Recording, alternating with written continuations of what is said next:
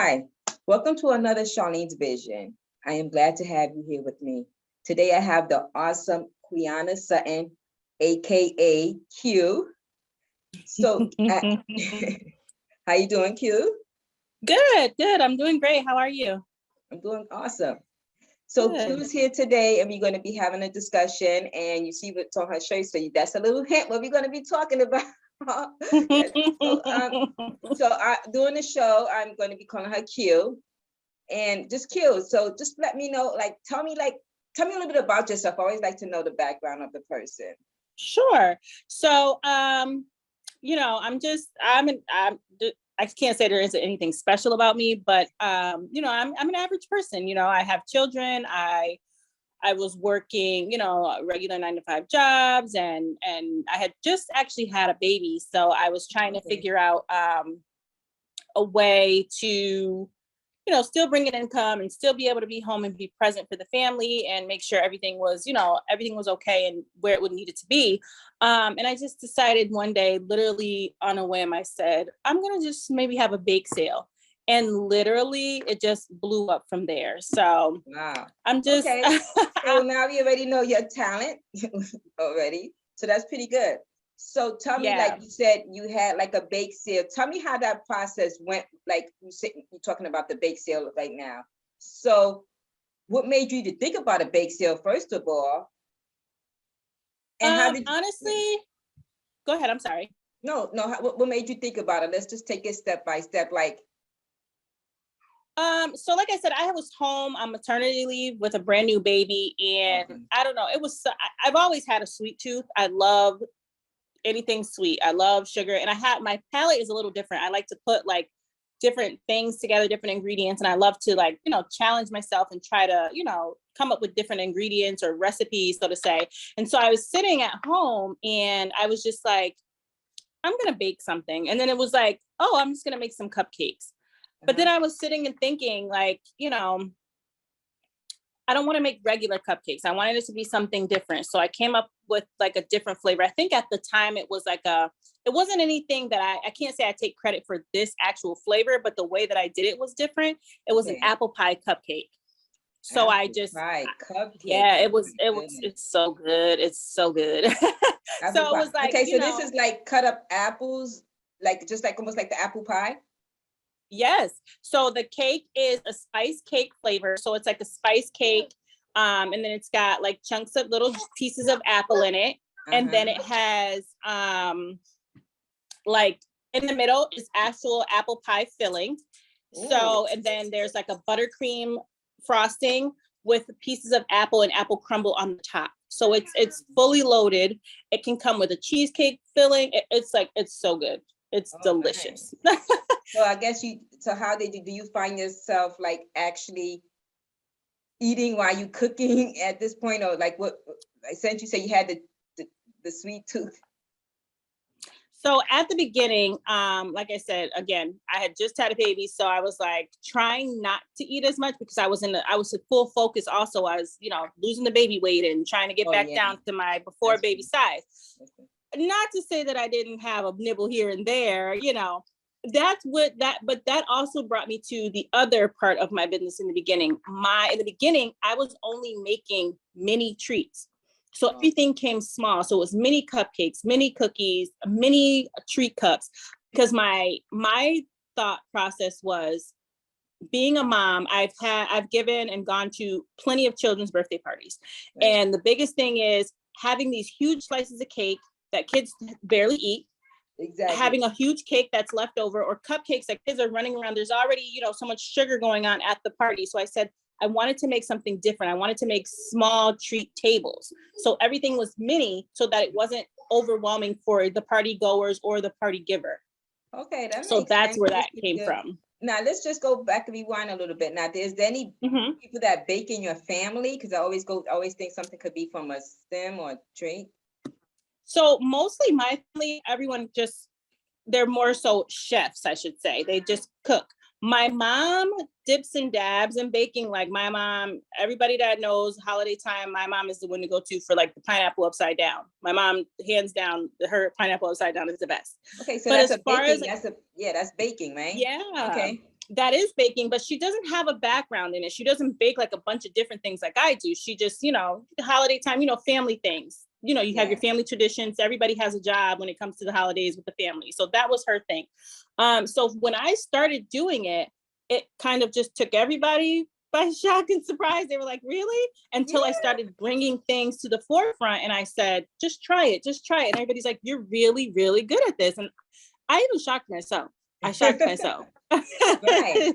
Exactly. That's what because when I actually met you, and I've definitely tasted some of your delicious baking, and you did my birthday cake, which was awesome. Yes. Thank you. I didn't know what to choose from. I don't know. You can make so many awesome things. I want large sizes of everything. I want to make sure I have enough. I made the German chocolate for your birthday. You got the German chocolate cake for your birthday, right? German chocolate cake, yeah. But I wanted the carrot cake too. The carrot cake, yes, we did have carrot cake. Yes, yeah. Yeah, so I was like, I wanted that, and like German is like my favorite, but you definitely did that hands down. And I know we had a discussion about, because you actually went above and beyond, because you said, like gluten-free, you had a lot of stuff for people that's on diet. So let's talk a little bit about that too, because it's not just you baking for a larger audience. You baking for people that maybe that's on a diet, people that's, so let's talk a little bit about that. So originally I wasn't going to do anything except cupcakes and cookies. That was it. I was just going to do flat out cupcakes and cookies, and I was going to do different flavors. That's what I really wanted to focus on, my flavor profile. So the more I did it, I started getting more family and friends that were like, hey, I have a birthday party. Can you do this? I had a friend that reached out and she wanted a Minnie Mouse table, just full table of Minnie Mouse everything. And I was like, okay, I've never done characters or anything.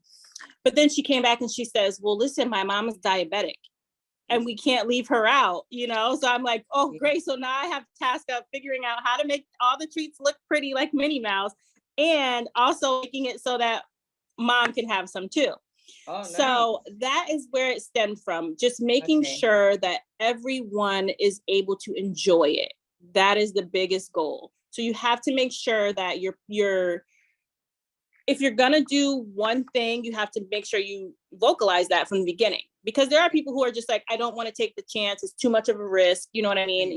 When it comes to allergies and diets and things like that, a lot of people don't want to do it because they don't want to get their hands into that and mess up, which I get. And that's what I want to talk about as well. Yeah, because it's the liability risk. How does that work? Yes. So I always make sure in my policy, when someone is placing an order, it's on my all of my social media, it's on all of the menus that I have.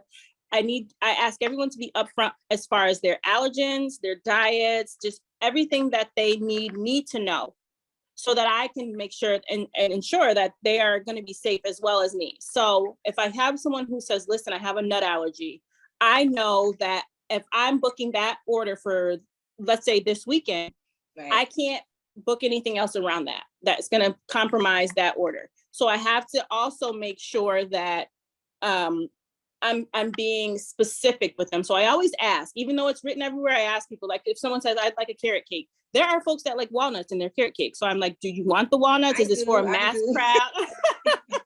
Is this for a lot of people? How are we doing? And I get a lot of people that say, oh, it's for adults. They know if they can eat nuts or not. And I go, well, I don't know that. So I need to be specific. Do you know what I mean? So if I do put it in, I have to make sure I label it, and I make sure that everyone that goes up to this cake knows there are nuts in this cake. There's dairy in this cake. You know what I mean?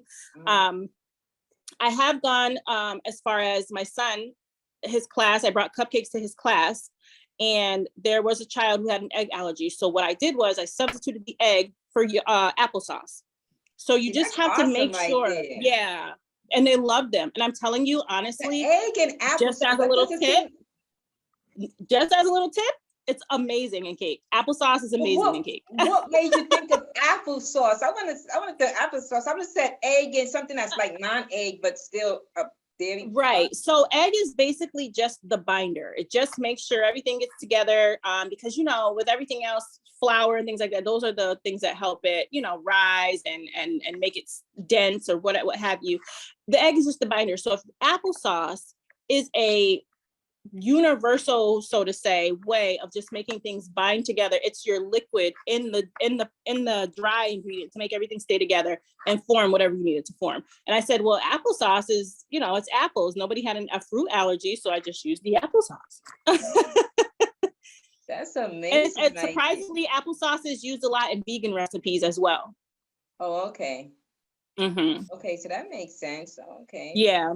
So after the mini, you said then you start going more, because first you specialize in certain areas, right? But now it's like, what do you specialize in? Like what? Charlene. Because you gotta have like a limit, like, it's like. This business has taken off on its own. Like when I tell you, I started my business in May of 2018. Oh, wow. By May of 2019, I had already done maybe 20 plus character orders. So it was either a Minnie Mouse, a SpongeBob, Power Rangers, can I get a letter cake and just a cake shaped like a letter H? Can I get a graduation cake with a graduation cap on it? So wow. I have done so many things that I never even imagined, because I said to myself, listen, I'm just doing straight cupcakes and cookies because it's easy, because I'm not artistic. I can't draw to save my life. I can't draw at all. So I'm like, there's no way I'll be able to pull this off. And to say that I have exceeded like even my wildest dream is like, it's an understatement, because I never in my mind, I did a 4-tier sweet 16 birthday cake. You would have thought it was for a wedding. Oh, this cake was huge. So do you have a picture of that? And so you're gonna send I do. I am gonna send you some pictures. Yes. Yeah. It just, everything is just, it blows just thinking about it. I even go back sometimes and I look at my old things and I'm like, I still can't believe I did this. Like, it just blows me away, because I'm self-taught. Well, I gotta give credit where credit is due. YouTube has taught me quite a bit. Right. Yeah. YouTube. Yeah, exactly. But that's still learning on your own. That's definitely learning on your own. I've never gone to culinary school. I'm not a pastry chef. I didn't go to school for that either. I'm not an artist in any aspect, because like I said, I can barely draw a stick figure, honey. It's hangman over here. That's it. But that tells you, sometimes it's not just the books and the classroom everyone has to go, because that's how my mind was set. Okay, you got to get an education. You got to know the background. You got to know the foundation. And you actually just rise all above that and say, you know what, I'm just going to start baking. Now, let's talk about your audience and how do these people, like, how do you get connected with these people? Are they local or are they not local? So originally when I started out, like I said, it was just friends and family. I marketed just to friends and family, because I just, your friends and your family are going to be the most honest with you. Right. So that's where I started first. And they supported you, because sometimes it's like, I didn't mean to cut you off, but sometimes, you go to friends and family and then it's like, they're not supporting you. So right. But that was the other thing I was worried about too. So at first I started just like, hey, baking small batches here and there and just kind of like dropping them off at, friends and family's houses. A holiday would come up, I'd bake something and bring it to my mom's house when everybody was there, and not tell them that I made it, but just say, hey, I try these and tell me what you think. Yeah. But then it became to a point where I started posting pictures on Facebook. And that's when my friends got involved, and they were just like, who made that? I want to buy that. I got a birthday party coming up. I need to place an order. So when I told them it was me, everybody was like shocked, but they still paid for the orders. That was the biggest thing for me. They didn't ask me to do it just because we were friends and see if they like it. And then later on, they'd spread the word. They paid me outright and said, I support you. And whatever you do, we know it's going to be great, because we know that you're going to put your all into it. And, and I was honest with everybody in the beginning. Please give me your best feedback. If you're having a party and I give you something for your party and some of your party goers have issues or concerns or comments, please send that back to me, because I don't know. It's like, you can't fix something if somebody doesn't tell you, Exactly. And I definitely agree that as well. Definitely just like, okay, what I need to work on. And I think everyone, I'm a believer in that. Yes. And that's when it became, well, why don't you start doing bigger treats? regular size cupcakes, regular size cookies. Why don't you start expanding and doing more? And that's when I was just like, and I'll be honest, I was scared. I was like, I don't know, I don't know about this. It means more. And being new to the business, I had no idea like what the pricing of things would be in bulk, how to price it out as far as like giving quotes for prices for people who want to order these large order. Like everything was a learning process. I'm still learning as far as pricing goes. I'm still going with it because like, you know, with the world we live in today, the prices are increasing. So I have to increase my prices, but I'm also trying to not kill people's pockets. Do you know what I mean? Like, I just want to be in the middle. I want to not break even. I want to get ahead. I want to get my name out there, but I don't want to not make a profit either. This is my business. You know what I mean? So it's a little challenging at times. Right. And so how does it work? Like with, you know, with the pandemic is happening and of course products, you know, I even go to the store and I can't find certain things. And I know, and what about your quality making? Sometimes I know when people buy things, do you actually buy the expensive? I mean, be honest, sometimes you buy the inexpensive, you know. So depending on what it is, right? So let's say with my vanilla, I don't use vanilla extract. I use vanilla bean. That's just something different that I do. So I go out and regardless of where you buy the vanilla bean, whether it's from Madagascar or from New York or down the street, it's expensive. Yeah. So I will spend the money on that because I know that vanilla bean is going to make the difference in my vanilla cake. So my vanilla bean cake is amazing.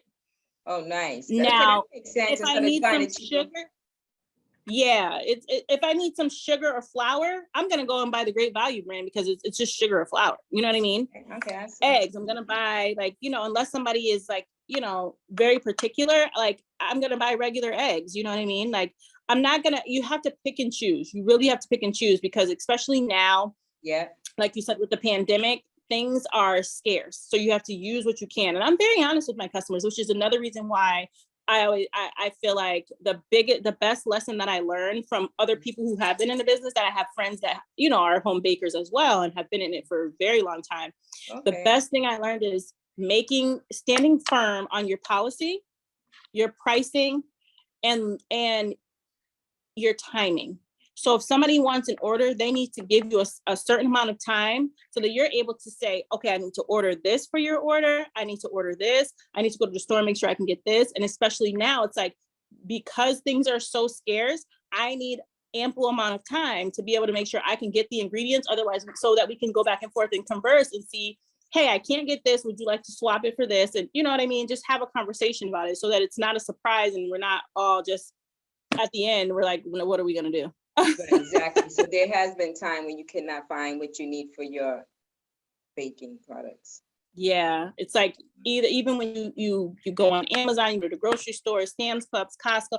It's just if something is out, it's out. There's nothing you can do, and you just have to come up with an alternative. And that's where it comes to. That's why I feel like I have an advantage because I'm pretty quick on my feet when thinking like with things like that. So I'm pretty quick with finding an alternative and coming up with different ideas. Like I can years ago, I was a party decorator. Oh, wow. See? So yeah, so I wish I would have thought about baking and having it all together, but now it's like, I see now that I've done the two separately, it's like, that is a lot of work to do it together. I will if someone asks me to, but it's a lot of work. But because I have that background, I'm very good with thinking on my feet, saying, okay, you're having a car's birthday party. We can't get this specific treat, but let's do this instead because it'll still flow with the decorations and everything. So that I'm very thankful that I have. But yeah, it's pretty hard when the world is working against you. I know. So tell me like something that's really easy that you like and enjoy making versus something it's kind of difficult and really hard to make and you make it. So you're probably gonna laugh. People are probably gonna laugh too. So my favorite thing to make are cakes and cupcakes. Like I love stacking a cake and decorating it and making it into whatever theme. Okay. But the one thing that drives me nuts are cake pops. Those little round ones you dip, they drive me nuts. I hate making them. And I thought I was alone until I was on like YouTube or something. And I was reading like a bunch of comments and there was like a lot of bakers. They were like, no, we don't like cake pops either. I'm like, I thought I was the only one. It's like, I don't know. They seem like the easiest thing ever. It's like when you get it, you get it. But then if you stop doing it for a while, you're like, oh, okay, here we go again. Oh, okay. So that makes sense. Yeah. But Yeah. I love doing a good cake or a cupcake and just decorating, because it gives you that freedom to just get in there and do what you need to do. That is like something I really enjoy. Okay. Now the next question is, let's say somebody's having a party on Saturday and they asking you, of course, maybe the Saturday before, giving you some time. How soon would you make that cake, and how does it work with, you don't want it to be like not messed up, because it's like, just, you don't want to make it like Tuesday, Right. because it's Saturday. How do you do all of that, Judge? So let's say it's a week notice. Regardless of what the notice is, no, let's go with that. Let's say it's a week's notice. If the cake is ordered on a Saturday and I need it for the next Saturday, I typically bake the cakes Thursday. And then that way the cakes are cooled. I bake them, cool them, level them, put them in the fridge, wrap them, put them in the fridge. Friday is my full decorating day. So that way I know I decorate. If I have a mishap, I'm able to go out and get what I need to refix it, do what I need to do. So that way Saturday, everything is all set. Okay. Cupcakes is a little different. Cupcakes, depending on what the design is, they're a little more easier because you don't have to stack them. You don't have to let them chill. You don't have to do too much with cupcakes. So if the cupcakes are needed for that Saturday, I will bake them Friday and decorate them, and they're good to go. Oh, perfect. Okay, so what do you actually define success, and like what can you give the viewers out there that's into entrepreneurship, and just because some people are struggling, like, oh my goodness, I don't know what I'm good at, and like, how can I actually do something? Like, I see all of these, because I'm definitely always doing these entrepreneurships, and they always giving me something just to definitely tell the viewers. Honestly, I'll be honest, baking was the last thing on my mind. The last thing I ever thought that I would be doing as a business, like at home and for the family, fine. But as a business, I never thought in a million years. I think that if you in your heart of hearts feel that you can do this, or you want to at least try it, because you don't know if you don't try. Exactly. So, like I said, in the beginning, I just wanted to do the small cupcakes because I was fearful of doing anything besides that. And here I am now, like making cakes of all shapes, sizes, and flavors and colors and things like that. If you want to be successful, the best thing to do is jump out on a leap of faith on yourself. You have to believe in yourself first before anybody else is going to believe in you. So you have to at least try it. At least try and give it your all when you're trying. Don't just try once and fail and give up. Figure out why you failed and try again. And if you don't feel passionate about it, then it's not for you. Okay. So when you did it, you felt passionate about it. I did. I truly did. Okay, that makes sense. So you have something now. So let's just take a look at you making something. Yeah. You have an event coming up.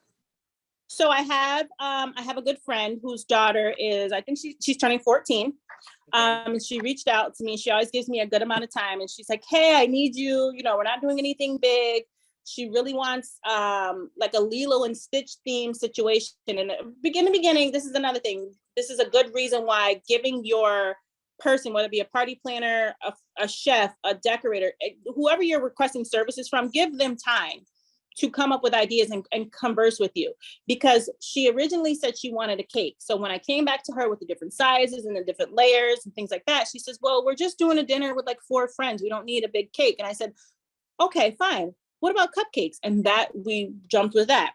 So I came up with 2 dozen cupcakes for her, and they are Lilo and Stitch theme. And these are the cupcakes. Oh, nice. That looks so sugary. She's got like so they are marble cupcakes, and I just did the Lilo, and then I put number 14s and just a quick little happy birthday, but I kept it with the color and the theme, and that I think she's gonna love it. Yeah, I think she's gonna love it. Her and her friends are gonna have a good time with those. Oh, exactly. That is awesome. So that's the theme, and that's pretty good. Now, how are those? Talk about a little bit of the delivery and. They come pick it up? Or? So with the delivery, the cupcakes, they're fine. Once I finish them, I put them in the fridge. They're good to go. I do, sometimes depending on what the order is. And so if it's going to be a cake that's over 2 tiers or above, I charge for delivery. Okay. Just because delivery is a hassle, child. Especially, living in New England, the different weather and it becomes a lot.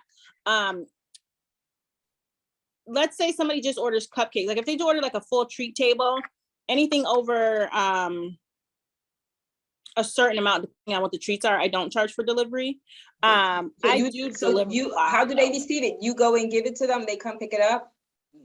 So it's either or. I do delivery and I do have pickups, depending on what it is. And sometimes folks, because I do live a little ways out, people sometimes don't have a way to come, so I don't mind delivering, because I knew when I started, because of where I live, it was going to be like a bit of an issue with people picking up. And I'll be honest with you, as a baker, you sometimes get a little possessive over your creation. You're like, yeah, I'll drop it off to you because I want to make sure it gets there. I want to know what it looks like when it hits your door, so that I can ensure myself and just be clear with myself that it was fine when it got there. Okay, that's pretty good. Now, do you have any other adventures that you're thinking about doing? Like, what's your next with the bakery? What are your plans? Your future plans? So I'm a home baker currently. I have outgrown my home. So I am now looking to open a small bakery location. Nice. I don't want anything super big. It doesn't need to be big, but I do want to be able to have just a display case where folks can come in and say, hey, we have an office party. Can I grab this birthday cake or this set of cupcakes? Absolutely, go. So it'll be a smaller version of like how the grocery store is set up with their display cases and things. Right. But I also want it to be where people can come, and I want it to be in a neutral zone where people can come and pick up their orders. I'll have more space to decorate. That way I can, then take on more orders. Because I am a home baker, I'm limited to how many orders I can take, because obviously, I've got one fridge and things like that, one oven. So if I open this bakery, I can get more orders. Yeah. I'll be able to get more orders going. So I can reach a larger amount of people. And that way I feel like business would take off. Oh, I definitely agree with that, because your food, it tastes so delicious, and I definitely have to say you're doing a great job, and I definitely commend you for that. That's awesome. So just want to say thank you for coming to the show. I do appreciate it. And if anybody, I see you have your shirt on. Yes. Yeah. So I know you're on Facebook, you're on Instagram. My sign in the back. Your sign, yeah. So if they have any questions, they can either go to Charlenes Vision, and I definitely have your connections. But definitely, yep. So I definitely agree, and have a good one. And thank you so much for coming on. Thank you so much for having me. I appreciate it.